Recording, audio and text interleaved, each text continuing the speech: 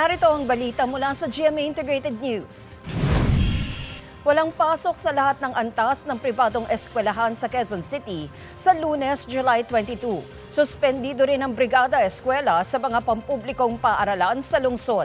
Ayon sa QCLGU, hinihikayat nila ang lahat na makinig o manood sa State of the Nation Address o SONA ni Pangulong Bongbong Marcos na isasagawa sa Batasang Pambansa. Layon din ng class suspension na maiwasang maipit ang publiko sa trapiko. Iiral din ang liquor ban sa QC mula alas 12 ng madaling araw hanggang alas 6 ng hapon sa Lunes.